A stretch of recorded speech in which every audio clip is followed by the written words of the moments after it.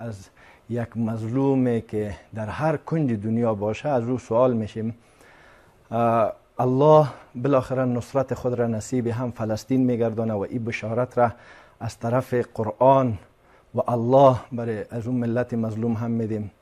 و با پاکستان هم امروز الحمدلله الله خیلی واضح صف کفر و ایمان را معلوم میکنه و خصوصا کشورهای اسلامی و نظامهایی که همش منافع ملی خود را میسنجن ولی منافع اسلامی که شرط اساسی دینداری است او را نمیسنجن، این جوابگو هستند.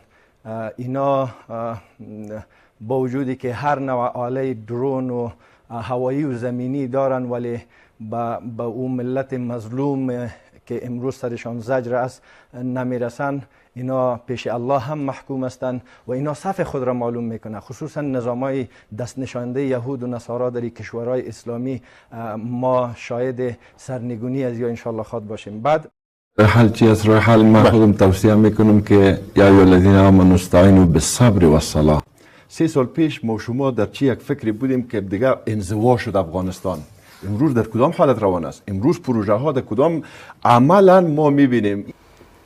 الحمدلله رب العالمین و صلاة و سلام علی اشرف الانبیاء و المرسلین. بعد سلام به شما آقای محمدی، به استاد و به مهمان و از طریق تلویزیون شما به تمام ملت مظلوم و بیچاره خود.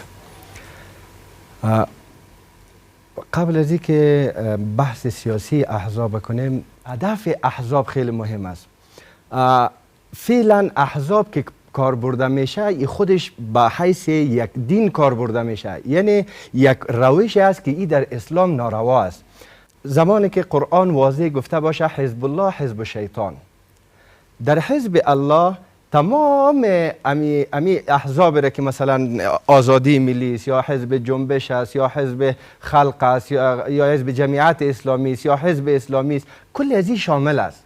یعنی در کل حزب الله تمام احزاب اسلامی را زیر چتر خود میگیره و حزب شیطان تمام احزاب که به حساب غیر اسلامی است این را زیر چتر خود میگیره و قرآن این را خیلی واضح در قرآن 2 حزب آمده که حزب الله و حزب شیطان.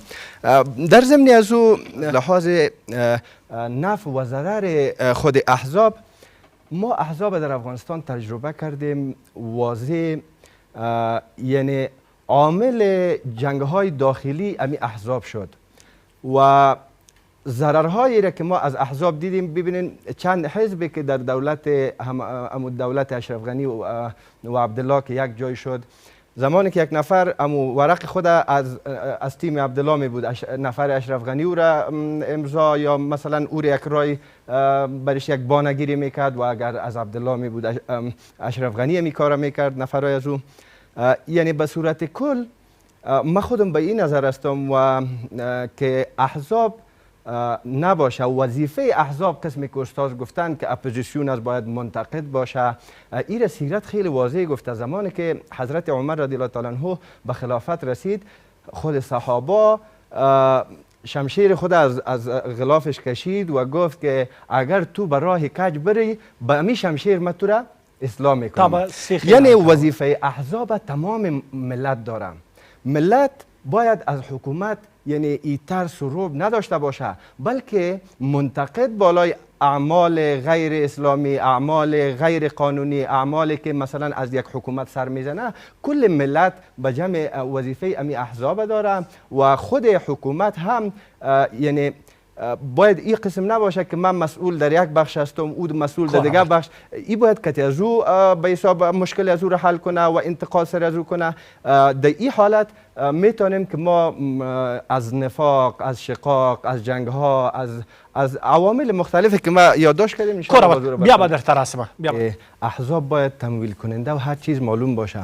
حالا ما میبینیم امی کسایی که احزاب را جور میکنن اینا کیا هستن؟ این را خوی ملت شناخته. اینا کسایی هستند که طراح و عامل حمله های هوایی و زمینی بالای از این ملت ما بودن. اینا کسایی بودند که امی ملت ما را، امی افغانای ما را که توسط امی تیاره‌های خارجی ها بمبارد کردن، توسط قوای زمینی در خانه هایش نصف شو رفتن. احزاب قسمی که استاد گفت به خاطر از که ما انتقاد کنیم و دولت را اصلاح کنیم، باز بعضی مشکلات دیگر هم داره. مثلا وقتی امی احزاب سیاسی به خاطر قدرت میخواین، با وجودی که یعنی تمویل هر چیزی داخل در افغانستان باشه، او خارجی خو یعنی یک چی نداره، یک اصل نداره. اونا خود از اون مردم معلوم است، ملت الحمدلله شناخته، ولی ارگاه امی قوانین را پوره کنه، باز هم این احزاب به خاطر قدرت کارهای مختلف را انجام میتن. به خاطر ازی هر احزاب کوشش میکنه که ما قدرت بگیرم، سیاست بگیرم، او میگه ما سیاست بگیرم. در اینجا ما دیدیم واضح در وقت امی انتخابات امی احزاب چی کارهای انجام دادن، چقدر فساد، رشوت و حتی خیلی مشکلات را به وجود آورد. به نظر من امی احزاب و یا امی مسئولیت انتقاد باید بر رقم که یکی نقطه اساس را که اشاره کردن، قوانین بهترین و با ارزشترین چیز است. این باید هر چیز زود آماده شود. امی دو نفر میگه در بین خود که معامله میکنه در یک خط کل چیزای خود نوشته کنه. این شریعت میره گفته، سنت طریقه است. امی کسایی که انتخاب میشه یا مثلا خود از هم فرق داره. در قوانینی که احزاب باشه هر حزب خودش قدرت میطلبه، و در قوانین اسلام و شریعت چی میگه که نه، کسی که قدرت تلبیس بری از او باید قدرت داده نشوه و یا منصب تلبیس منصب داده نشوه، بلکه منصب به کی داده شوه؟ به کسی که تقوا داشته باشه و تخصص ولی خودش نخواهد. یعنی دایم در اسلام و در تاریخ اسلام منصب به کسایی داده شده که او خودشان هیچگاه تقاضا نداشتن. اکثر مسلمان ها وقتی که منصب برش پیشنهاد شده اونا اجرا نکردن. خود امام صاحب ابو حنیفه بندی شد تا وقتی که به شهادت رسید. امام صاحب احمد بن حنبل اینا هم در زندان گفت شما قاضی شوین، ولی اونا قضاوت را قبول نکردن. با شاگردشان امام احمد، امام یوسف قاضی شدن. نتیجه گپ ما این احزاب که در خارج است، اینا خو یک مامور دولت به یک ماش فعلا امرار معیشت چی رقم میکنی و این احزاب اعضا که داره، این اعضای از این چه قسم از کجا پول میگیره، بدون شک در به حساب استعمار و اشغال کسایی که از خارج اینمی پولا را مجبور است که از خارج بگیره، مجبور است روز باز بیاید که ما بسته نظام ما را و دولت ما را بودجهش امریکا بته، منتظر باشیم که امریکا بودجه برش تعیین کنه، امی احزاب که زیاد شود. ما در اون وقت مجبور میشیم که یعنی که معاشا را بند کنه، کل چیز سقوط میکنه. این مشکلاتی است که احزاب داره، احزاب پیدا میکنه. ما شما قتل و خون 60,000 مردم کابل از دست احزاب شده، 60,000 نفر. ما اختلافات سیاسی و از بین بردن امین نظام پیش یک خوب ایخو که شکست میکنه، یعنی یک عامل شکستش تعدد احزاب بود. تعدد احزاب خیلی مشکلات زیاد داره. امین وظیفه انتقاد و به حساب اصلاح دولت چه قسم صورت بگیره و یا اگر قدرت سیاسی دیگه باشه باز چه قسم از لحاظ شرع یک امیر یا امیر مسلمان ها وقت عزل میشه که او از او کفر آشکار شود یا فتوای جهاد، کل ملت باید بخیزه. یعنی کل ملت به حساب یک حزب است.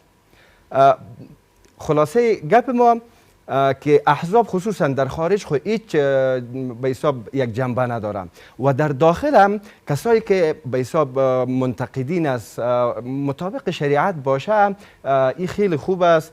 چون امروز ما را کل امی کسایی که دیروز می آمد هر وزیر ما را انتخاب میکردن، پاچای ما را دستش بالا میکرد، امروز ما را رها کرده. امی ملت فقیر و بیچاره را رها کرده. آیا این احزاب میتونه امی فقر را گم میکنه یا پروژه های ملی و بین المللی ما را امی احزاب دوباره ایجاد ولی میکنه؟ دا خلک بیا نو احزاب جوړوي د هیواد څخه د باندې باندې په ډېرې بخښنې دا ما لرو تر دمې وروسته به د دې سوال ځواب ته راسو.